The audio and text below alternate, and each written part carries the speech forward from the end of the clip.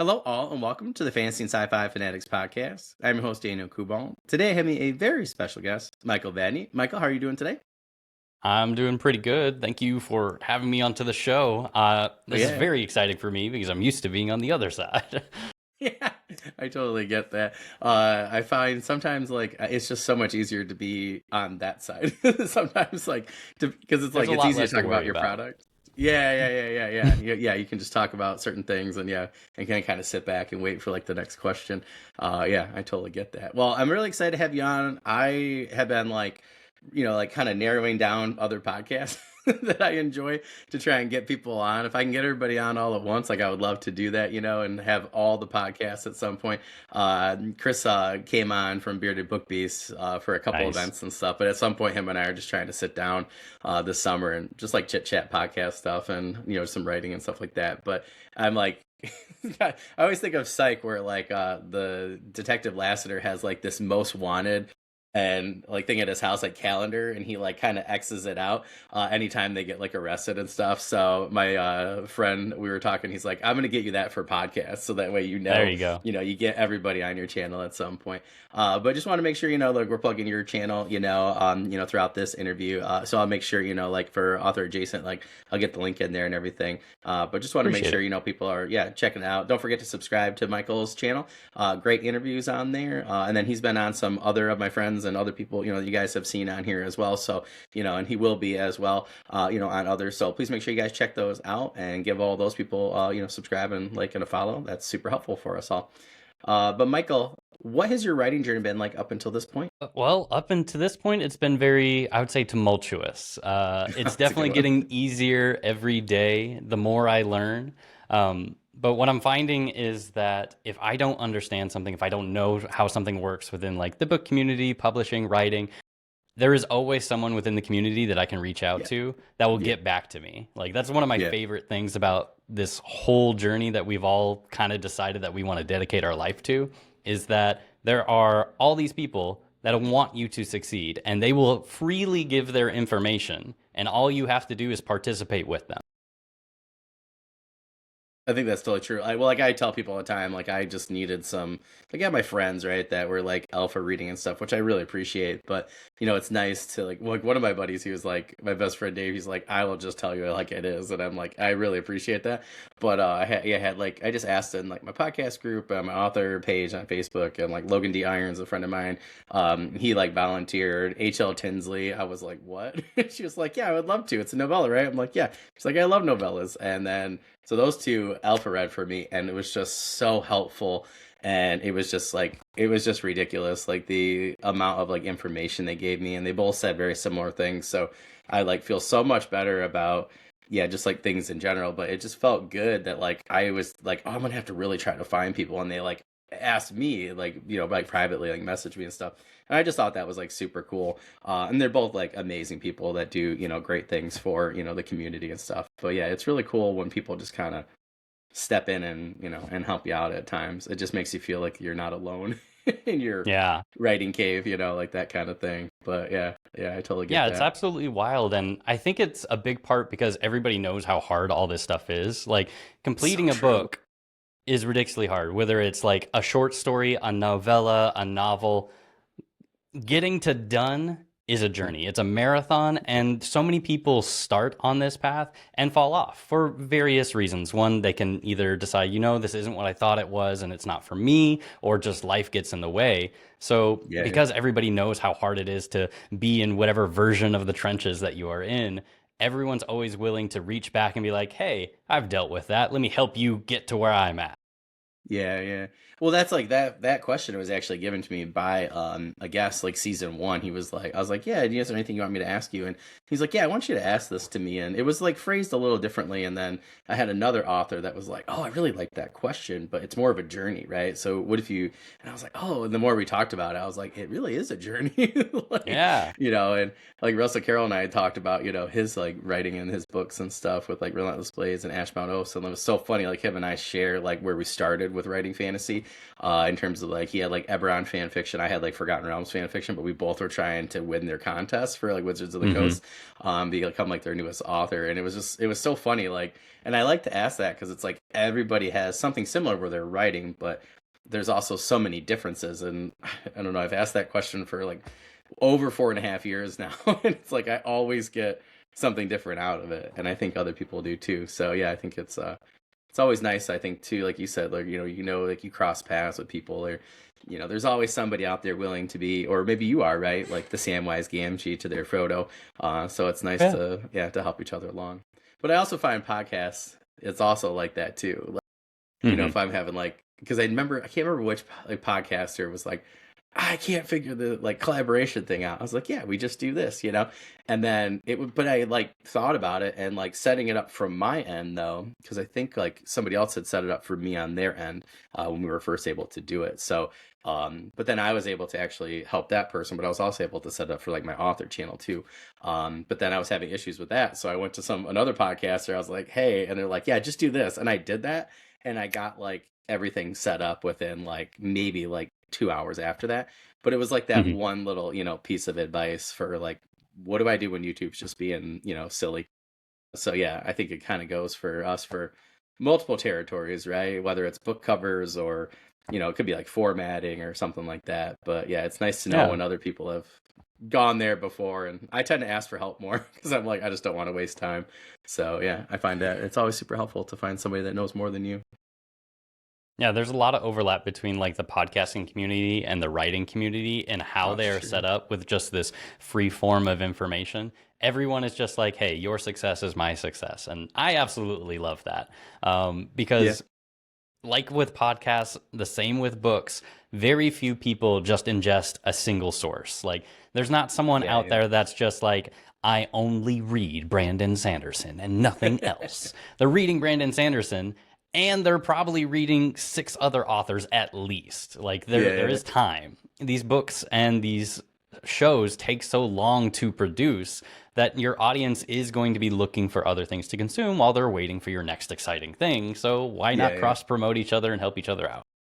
Yeah, yeah, no, like totally. Like, well, like Herman Sornagel, yeah, is back on the map with his Yep. newest season. So I'm like always talking to Herman and stuff, and I was like so looking forward to him coming back because like you asked different questions, like Josh from Already Overbooked, like Chris from Beauty Book Bees, like Nick, Mike, and Ro. Like I could go on and on. I got these other two women that are on Spotify that are amazing, and it's like one of those things, right, where everybody asks so many different great questions and.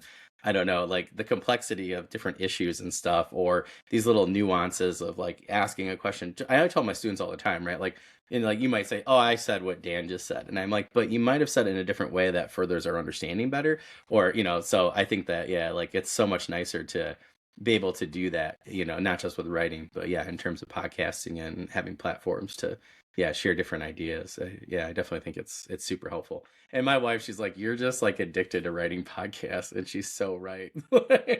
And like lives, I love hopping on. There was one night, it was like Mike and Ro, Chris was on, Nick was on, Adrian was on with MJ, and there was like somebody else asked me to be on. So I was literally like had my kid in the bath, and I'd pop into one, say something, I'd pop in the other, and it's just like fun, right? Because I've never Yeah. met any of you in person, but like I feel like I know you guys, and it just yeah, it makes the whole process of podcasting and writing like that much more fun. My wife, I always tell her like, I got to go to work now. I'm going to podcast. She's like, you're just going to hang out with your friends. Like, just stop. She's totally true. I It's I've very jumped funny. into like two or three at the same time, but every time I do more than one, I'm just like, this is too much. So I can't imagine doing this many. What was funny because like I had people from one to the other. Like somebody and Chris was like just on mine, and they were like asked me to go in and ask a couple questions, and like I just like I felt like a '90s Disney movie, right? Where I like got asked to the dance by two different people, right? It's like Hmm. can't say Where no, will he And I was like, choose? yeah, yeah. I was like, there's like five things going. My wife was like, I can't believe you just did that. It was like 2 hours, and I was just like going, going, going. Everybody's like, thanks. And then I think later on, people were talking. They're like, oh wow, that was nuts. And it was just one of those nights where we didn't have a lot going on, thankfully here, and my son was just really chill, so it was like super helpful. But yeah, it's really fun just to go in and chat with people. And I love the book launches that people do too. Like I'd like to do more of those when my son's older. And I got one for Ben Shankman coming up in April. I think his book's out April 7th, so we're either gonna do that night or do the 6th. And I read it and it's absolutely amazing. My brother's keeper, so just like things like that. He's like, let's Nice. get some people involved. So yeah, I was like, I'm gonna ask people, and hopefully, they'll show up and we'll have a good time and get it out there. But yeah, I love seeing people help each other out. It's just so much more fun that way. All right, my friend. One of my favorite things to ask people: what genres do you currently write in, and why? Actually, I love this topic because genres are really fun to me. I just finished today writing an article about noble dark fantasy, actually, Oh, that's and that's awesome. kind of what I've chosen to put my book Crownfall under. And it's interesting because like the term has kind of been around for a while under the radar, but I foresee it growing in popularity because there are books that fit under noble dark, and they do Yeah, exist. You can find them right now. But I'm finding more and more people are writing towards this direction, even if they don't know that they can call it noble dark fantasy. yeah, yeah. Uh, so that's what I write in right now. I'm a big fan of it for people who are unaware of what noble dark fantasy is. It's kind of like a cousin to grim dark fantasy.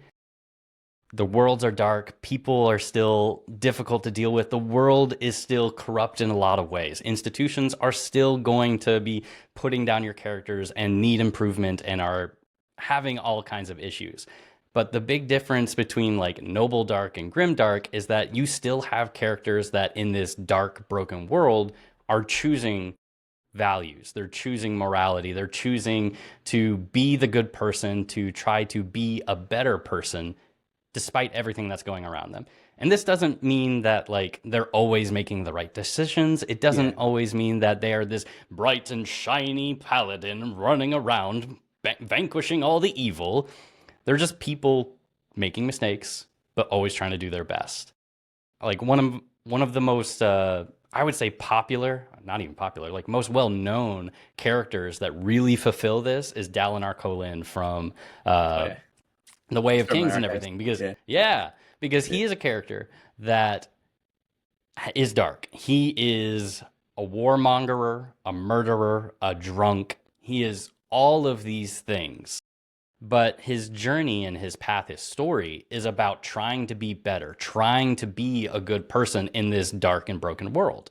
And so I wanted to write a story that focused on that, that had all of these really gritty, dark elements of grimdark, and we have really bad people in the story. And some of our protagonists, our main characters, our POV characters, they're not bright and shiny people, but they're trying to do their best. Now, do you mind if I ask, like, what really drew you to, like this type of like subgenre within fantasy? Like, what was this? Because I know personally, like, I Hmm. started thinking about it and I was like, Walker, Texas Ranger, like Chuck Norris, like, and I Hmm. rewatched it when my son was born, like 3 years ago. Like, I just needed something to Nice. rock him to, and it was like free, right, on Roku or whatever. And I started thinking more about it. I was having more of these types of conversations, and I was like, man, I was like, he is such a noble, dark character. Like, he seems like he's a ranger, right? He's a Texas Ranger, but it's like he's got PTSD from Vietnam. Like he lost parents young. Like he faced a lot of racism, discrimination because he's not like fully Caucasian. Like there were so many complexities to the character that I had never realized watching as a kid. That as an adult, I was like, "Holy crap!" And then now I've actually taken quite a few of those things, and I would say that I fit into some of my characters and stories fit more into this subgenre. So I'm curious, like, what really drew you to writing these type of characters specifically? Really, it's my own world experience. It's like, this is how I see the world. It is too big for me as an individual to make radical change. I'm not going to go around and changing governments and institutions and Yeah, righting yeah. all the wrongs of the world. But I truly believe that every day, if I try to do a little better than the day I did before, my life will be improved, whether by improving my situation or improving myself as a person. Yeah, And to yeah. me, that's like the core of what noble dark means. And this doesn't Yeah. mean that every day I succeed. Some days I don't. Some days I am lazy and I hate that. I hate that I'm like, ugh, I'm trying really hard to be productive and chase my dreams and be everything that I want to be. And some days I'm not going to make that. But sometimes you just have to forgive yourself and be like, you know what? try again. Get up, try again. Again, I'm going to bring it to like Stormlight Archives is the most important step you can take is the next step. And as Yeah. long as you keep going, life is worth living. Everything is worth doing. And that's why I love Noble Dark. It's just, it's so intrinsic to my personal philosophy. Yeah.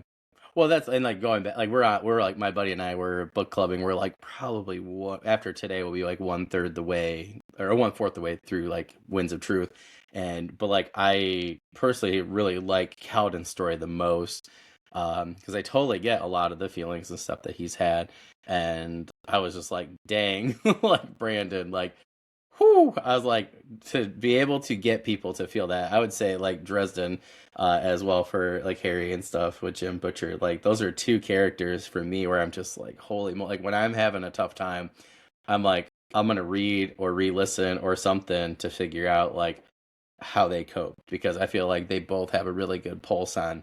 Yeah, but that same theme as you just said, right? Like it, like you're gonna f up, right? But it's like, what are you gonna do? Like today, you might have messed up or not gotten as far as you wanted to, but like, what are you gonna do? When the sun rises, so to speak. Yeah, it just I don't know. Yeah, I feel like it's more realistic in a fantasy setting, right?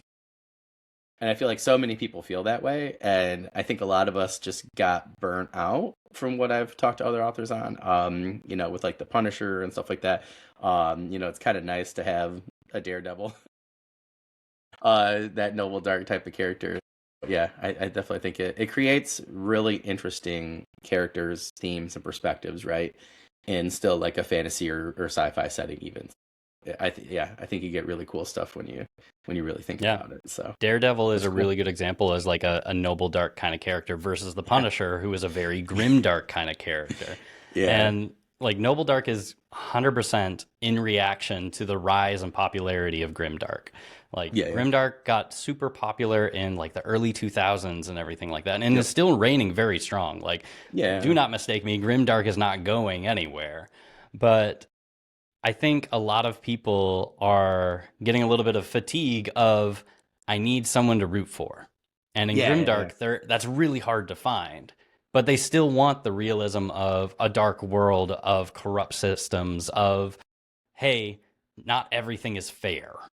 But they yeah, still want yeah, yeah. someone to root for in that situation, someone who is trying to do their best, who is doing what little they can to donate their time, their money, their effort to help not just themselves, but the people around them. Yeah, and I think like if you really look at it, like Batman instead of being grimdark, Batman's more typically right. Like what I think is like he's more of a noble dark character.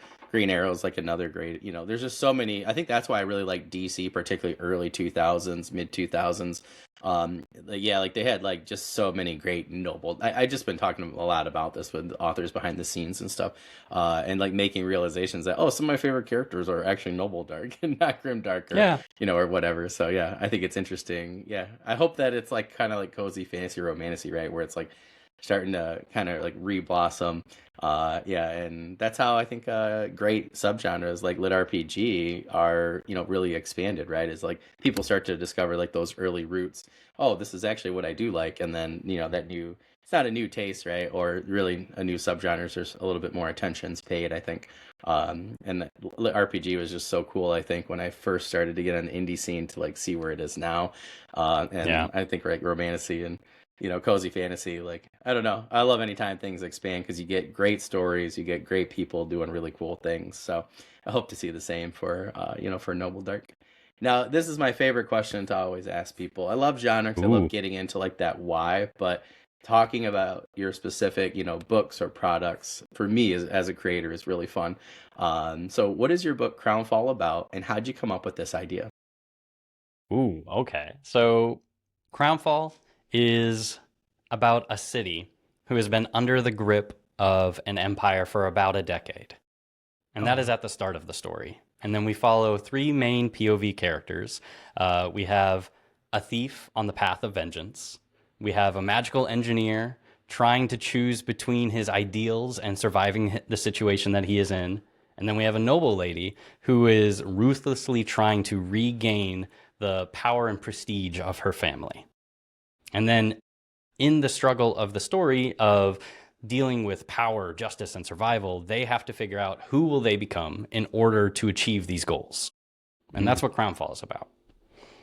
It's cool. And when I started Crownfall, I just needed an idea. I have millions of ideas about stories all the time. Like, in my opinion, ideas are pretty cheap. They don't matter. The execution of your ideas matter. Yeah. Because if that story isn't taken the distance and isn't put into a book and published and put out into the world, then the idea didn't matter. It never left you, because a book isn't really complete until someone else reads it.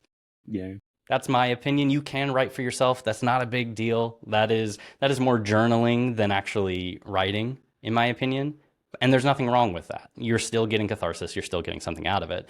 But for Crownfall, I mainly just I wanted to tell a dark story with hope.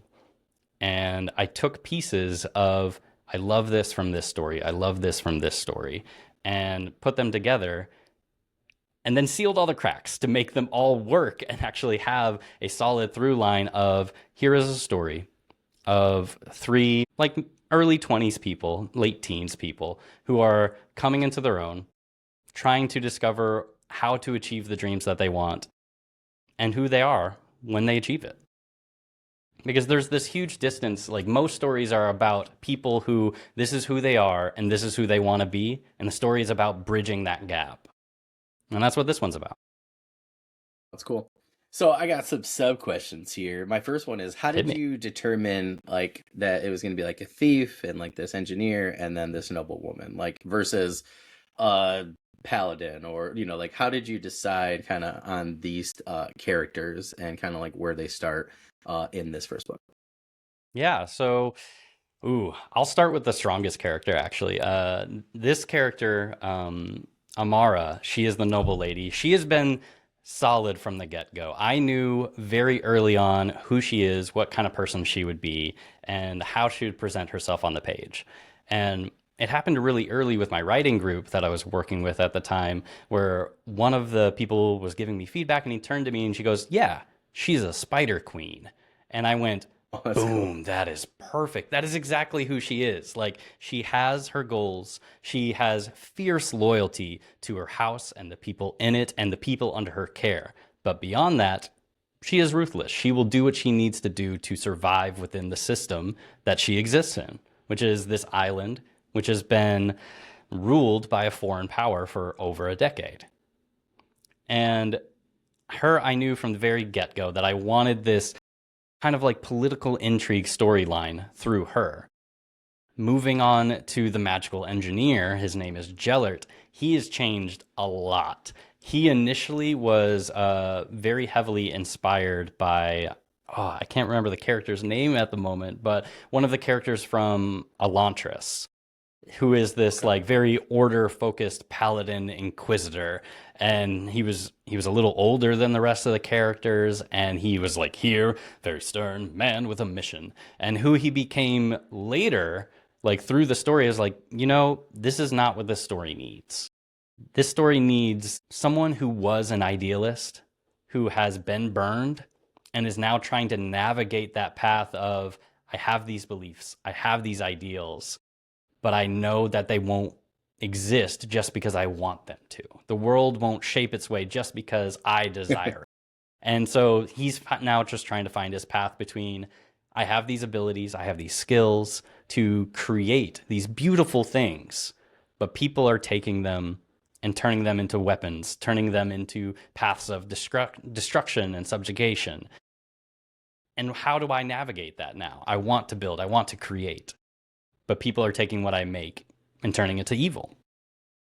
And then the last character, the magical thief, he was actually the character I knew first. He has changed a lot over the story, but for the most part, I knew I needed a character who's down in the dumps, who started very high up before the story, and at the beginning of the story, he is an angry individual, because a lot of people are dealing with a lot of personal anger of the unfairness of life or things that have happened to them. And how do you deal with that? How do you deal with this unreasonable amount of like fire that you have in your chest that feels caustic, but you need to fulfill it?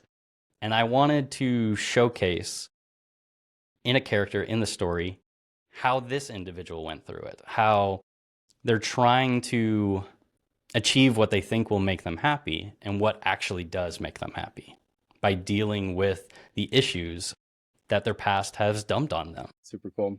Well, I got to say, Thank you. everybody who has watched my podcast at some point knows that you had me at not hello, Michael, but you had me at thief. Because I just have to say, like, like Sir Pervin the Wayward from Dragonlance, like the Wayward Knights, Mhm. like there have been so many, like Imoen from Baldur's Gate, like you name a thief or a Nice. rogue, as I like to call them, right? And there are just like there are so many great ones, like Richard Lee Byers writes great ones in Forgotten Realms behind me, right? Like they're just that's just one of those tropes that for me, like I just love in fantasy because you take somebody who's down on their luck, right? And they generally all are, right? You don't, Yeah. you're rare that you meet a thief, right? That's on top, right? And if they are, they're not on top for very long, Ocean's 11 style, and then they got to Mhm. do the thing. So that sounds just really, really cool from those two, like those three perspectives. Thank you. And I don't know which one I'm gonna like more because That's yeah. it just sounds That's really that's one of the awesome. things I really liked about writing three POVs was there's a little bit of something for everybody. If you like political intrigue a lot in your story, you're probably going to like Amara the most. If you like magical tinkering and systems and just dealing with the morality of your choices, you're probably going to like Jellert the most. But if you like skullduggery and like thieves and assassins and combat and action, then you're probably going to like Kindell the most. Uh, questions in my mind now, so I have to like Hit me. reorder them. This sounds awesome. Um, okay, so I'm gonna go back to my second sub question here. That I was thinking Yeah, like, hit me. how did you decide?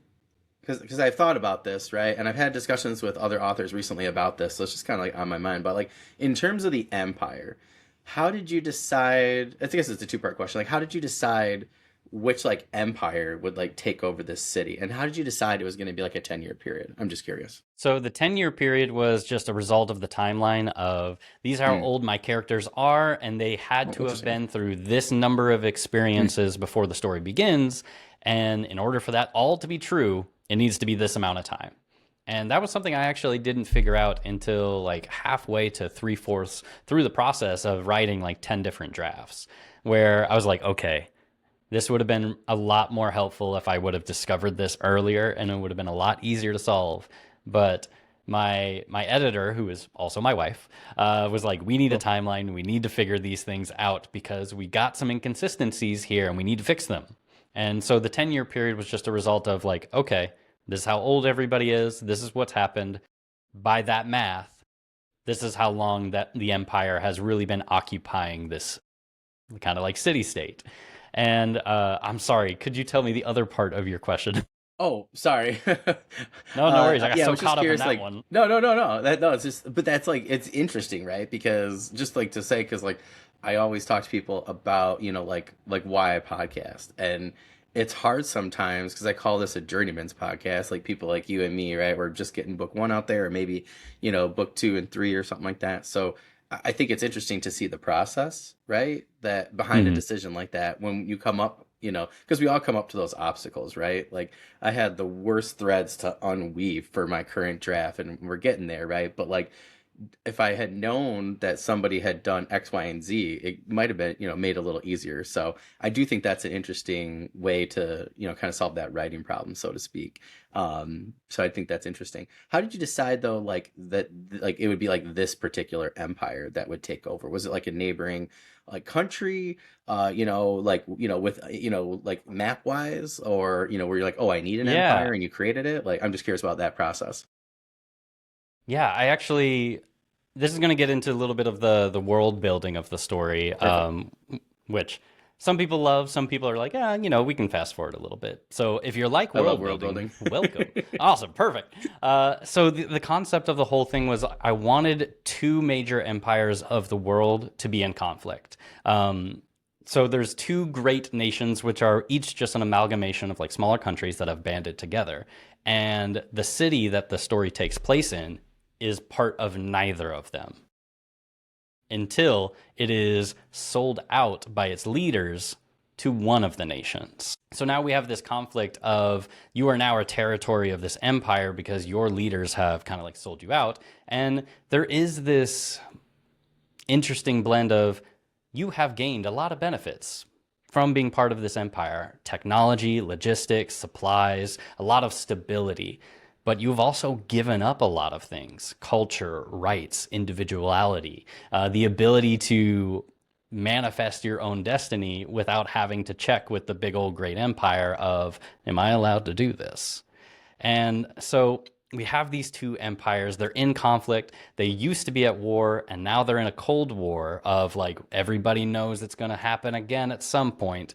Everyone's just ramping up. And that's all just backstory. That's all just the setting to everything that is going on within this city to flavor the journey of these three individuals and how they are all pulled into really rebelling and revolting against the leaders who sold them out to a completely different nation. That's so interesting. I teach history, so for me, that's like the kids are always asking, like, how do Oh, you nice. use, yeah, like how do you use your subject area? And it was so cool because I went to Michigan State, and like that, like even if you are like a teacher, they don't separate you in terms of like history.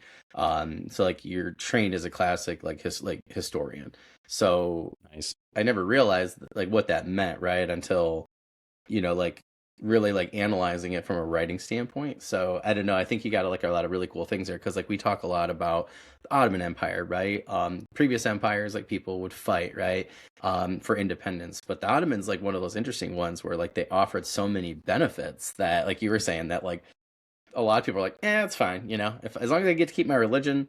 The taxes are down compared to the other Muslim empires, like caliphates. Like, I don't really care, and that wasn't everybody, right? But a greater majority decided that there were way more benefits, right?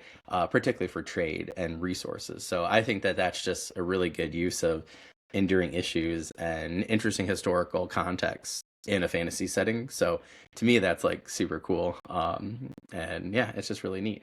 I do have to ask though, and feel free to say that if this is spoilerish or not, Yeah. because I like to avoid them, particularly for book ones for people. But I'm curious, like, so you talk about the benefits. Do you mind telling us a little bit about maybe some of the benefits? Like, is it greater access to magic or like a resource like the spheres and Way of Kings? Like, what are some of like the benefits that maybe they reaped from, like selling them out to this empire? Yeah, it is 100% mostly technology. So this Awesome. empire that they have really been indoctrinated into or taken into as a territory is the only source of this crystal that I call Cirrusite. And Cirrusite is used to power what is essentially like a magical technology. And through Cirrusite, you can produce different kinds of energy, and you can also convert different kinds of energy.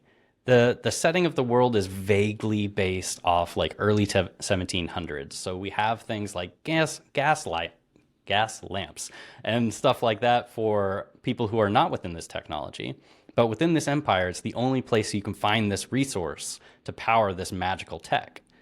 And because they are now a territory of it, they have things like these lamps that are powered by it. There are ships that are powered by it. There are, excuse me, they can like reinforce glass with it. There's all kinds of different technological advances that you can make because you can produce and convert energy types from one to another. It acts almost as like a production of heat, light, electricity, all within the settings of like an early 1700s mountainous island city. And over the past like decade, the empire has been rolling out a lot of these technologies over there because you are a territory. That is the deal.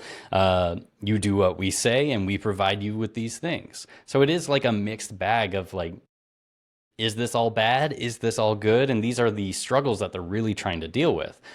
You get this a lot, especially through Jellert's character, who is a magical engineer from the Empire who comes to the city. And then you also get it from Amara, from the political landscape of she is from the city, who is being kind of oppressed, but also kind of benefited from this nation. Oh, that's super cool. Yeah, I'm gonna go that way.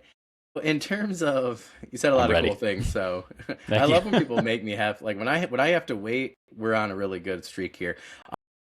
But like in terms, so we'll go. I kind of go into like magic systems and world building, right? Like how did you decide 1700s? I've seen a lot more people think about this. I love that time period, like just like for us, right? Because I'm like, yeah, you're still on that cusp of like the unknown, but getting into science and technology, and it's just really cool to like throw all the things in there. But why did you decide to kind of go for this type of maybe like setting, to start the story for this, in terms of world building? So I started with one, I'm just tired of typical medieval fantasy. I've read a lot of Yeah. it. Yeah. I like to read it every once in a while. But I also just didn't want to contribute to the massive pile of it that exists. I understand why people like it. It's really cool. I love knights, I love castles, I love sword fights and all that stuff. But the thing is, you can get a lot of that same energy in a gas lamp. You can get a lot of that Yeah. same energy in the early 1900s. Yeah. Yeah. Swords were used for a long time. Yeah. And there's a lot of overlap with guns and swords being used at the same time.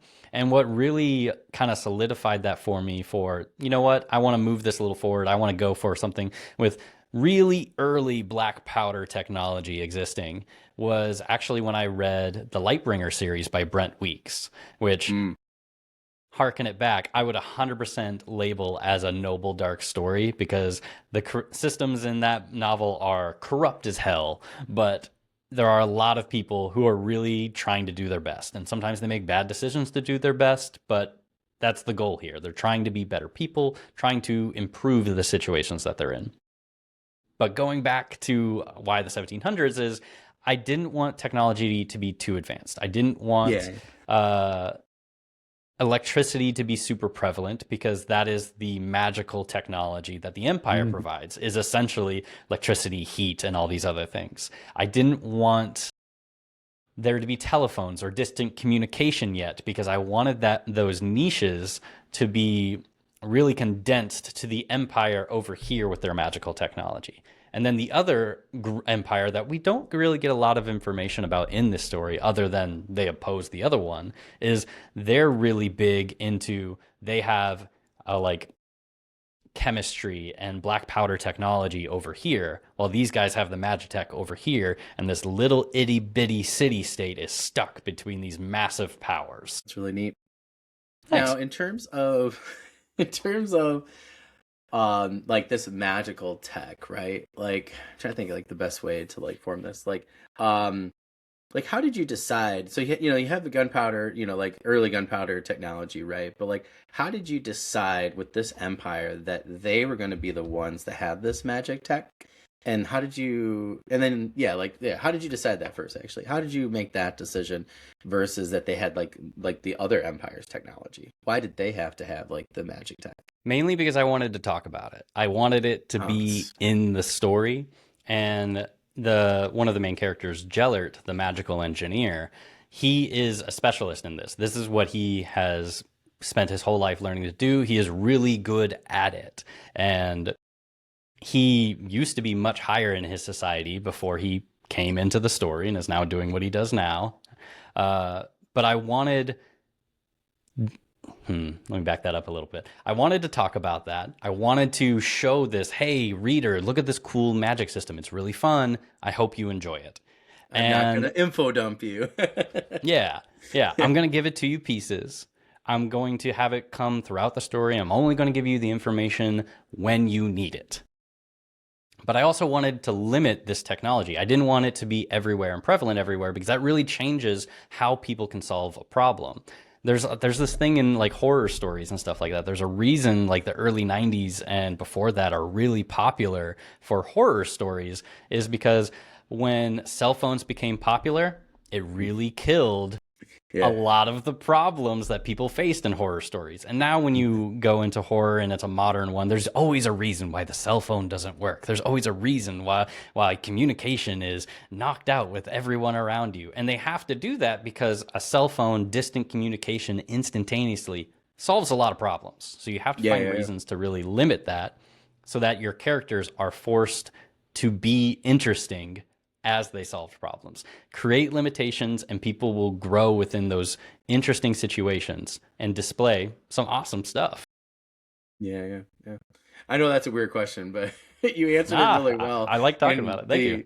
the in the exact reasons like why I wanted you to talk about it, because I think like some people, like people have been asking me this type of question, right? And when I see it's the teacher in me, when I see a great example, I really want people to know the process behind it, so they can like kind of replicate that for themselves and better their writing. So I think that's really smart.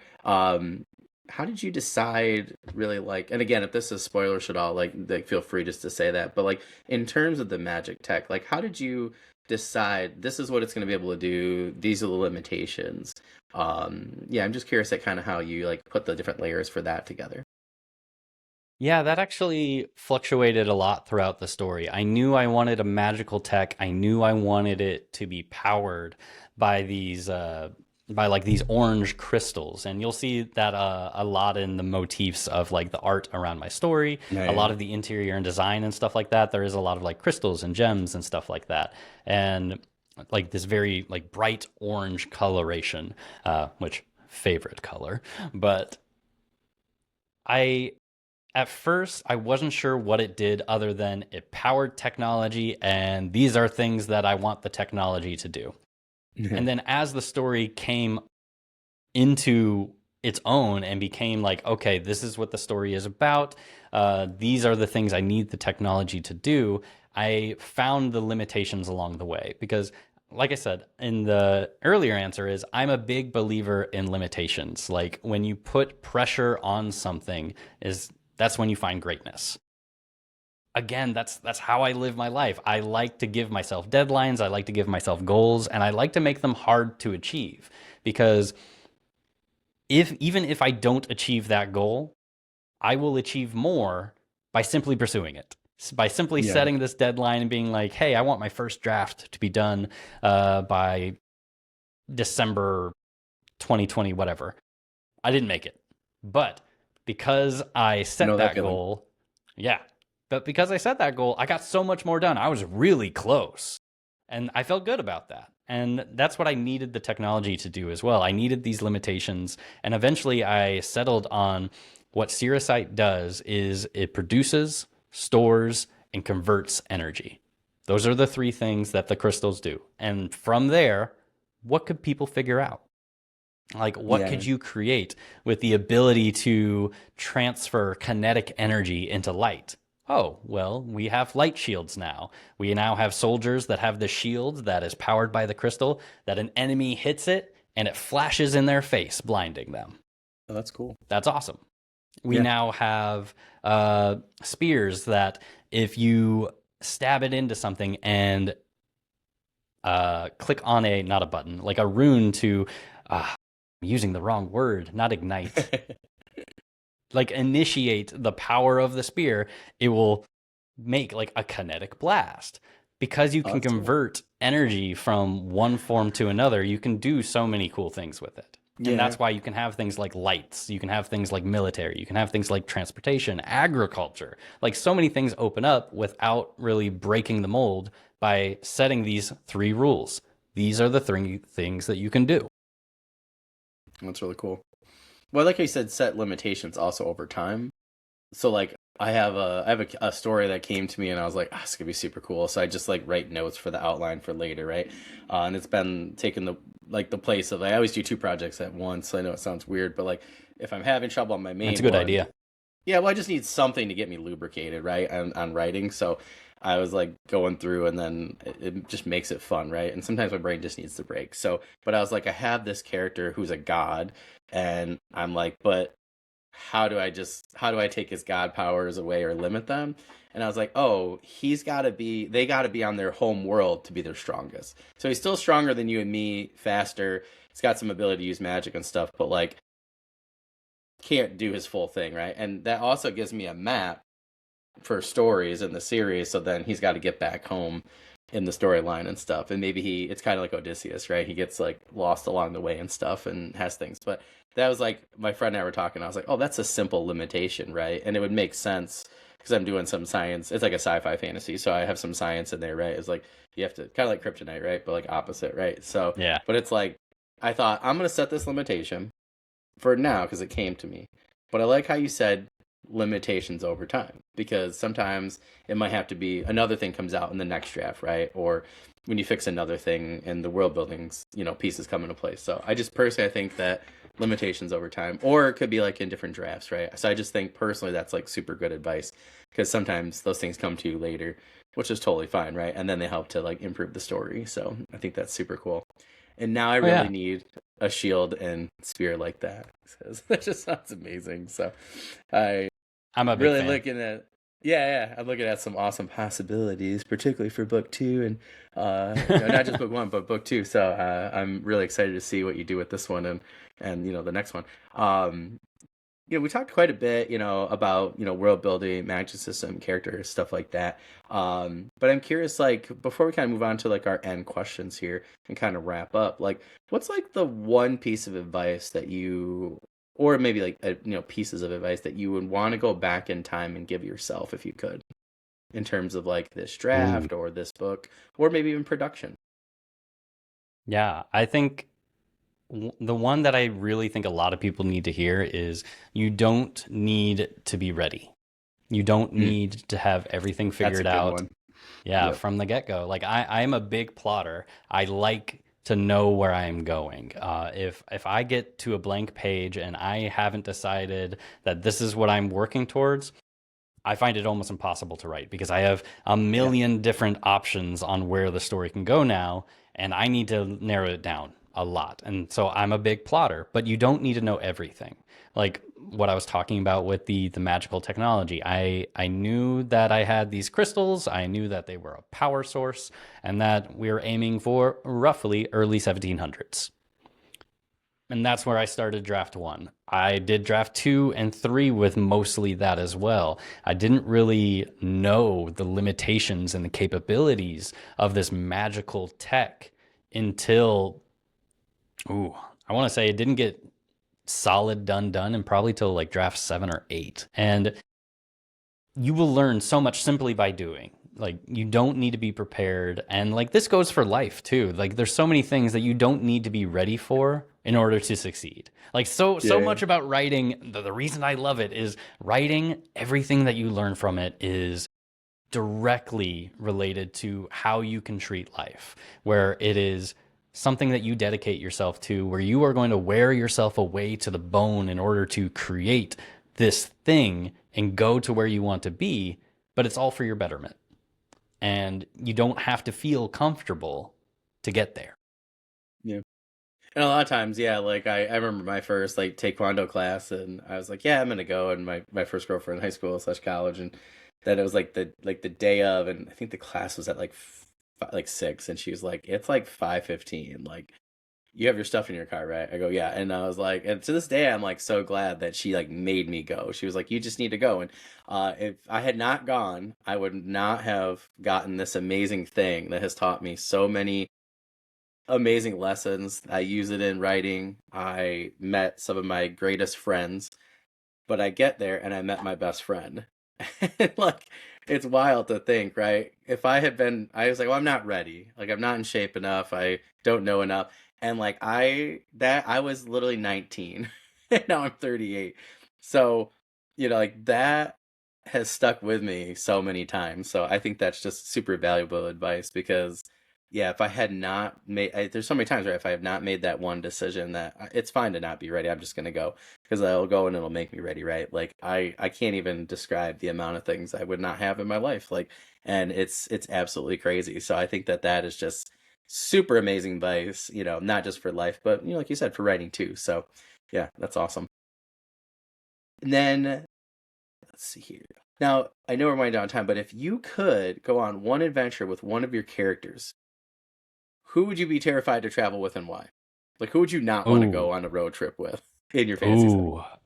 In my story, it is easily Heralder. Uh, yeah. He is one scary dude. I would not want to hang out with him. He is very intrinsic to Kindel's personal story and becomes kind of like this mentor father figure to him. But he is very dangerous and very unstable from the get go, and you will definitely see that. He would not be fun to be stuck in a road trip for like 12 hours with. You would not bring the jerky, right? He would no. He would, oh my God, he would expect you to bring the jerky and you better get the right flavor, but he's not going to tell you what it is or even that he wanted jerky. That's awesome.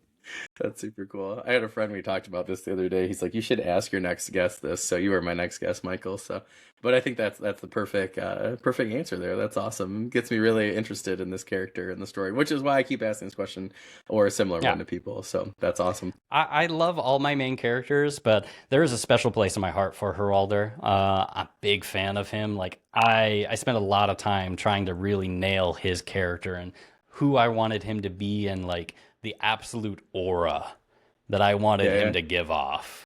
yeah. I That's like awesome. his introduction. I hope everyone else likes him as much as I do. And if you don't, I hope you hate him for the same reasons I kind of do. That's awesome. But yeah, I feel like anytime somebody can get me to love or hate their character, enough, like it's like you did a really good job there. Like, yeah, that's awesome. Well, I know we're winding down on time, but I just want to make sure we got enough time for that last question. Particularly because you got your book coming out. So, do you have any news, updates, current projects, anything like that you can share with us before we head out for the day? Yes, Crownfall is coming out. My debut Noble Dark Fantasy novel comes out April 28th. By the time this episode airs, actually, the pre-orders will already be available at my website, michaelvadney.com/store. They might be available for pre-order on Amazon as well. And if they are, that means it would have opened up to international and the ebooks as well. Yeah, and besides that, besides Crownfall, I have the author adjacent podcast where we talk about the journey from hobbyist writer to professional author. You can find that new episodes every Friday on YouTube. Perfect. And like everybody in the audience, if you don't know this because this is your first time, or you just forgot and you're returning, make sure you go down below, check out the description. You'll find all of Michael's books, social link, podcast stuff down in the description. Anywhere where you're watching or listening to this podcast, we appreciate you guys showing up and checking everything out for Michael. Please make sure you guys are reviewing any of the products, like Crownfall that you're finding.